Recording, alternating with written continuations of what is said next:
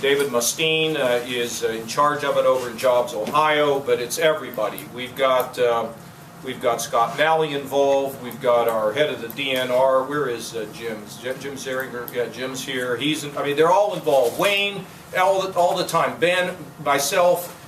This is what we do a lot of. Couple principles. One is we will have tough and clear regulations. They will be things that will affect places like gathering lines, high-pressure pipelines, knowing the kind of chemicals that we are using in these operations. I mean, it's from A to Z. And let me also be clear that the biggest companies want strong regulation. We don't want yahoos coming into Ohio and damaging the environment.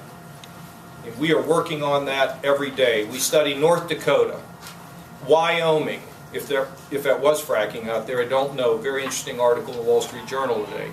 We study The Economist when they write a bad article. The New York Times Magazine. We want to be on top of everything. Because this, if it pans out, if it works out the way it looks like it will, it could bring an economic resurgence really to all of Ohio, not just the eastern part of Ohio. So we're working on that. We're working on the severance taxes. We're working on the impact fees. We just don't want people breaking this down individually in these counties. We're going to have hired Jason Wilson, the Democrat state senator, to work Appalachian Regional Commission, largely involved in shale development.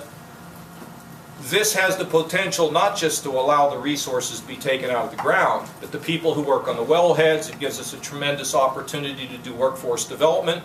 Because as you've heard me say, I don't want foreigners working on the wellheads, and by that I mean people from Indiana, Pennsylvania, West Virginia, Michigan, and there's also industries that get spun off of that, including processing facilities and pipelines and pumps and compressors, and the list goes on and on. But we have to do it right, and I'm sure there'll be a few questions on that. But this is something that we are on every single day. It is not something that just happens.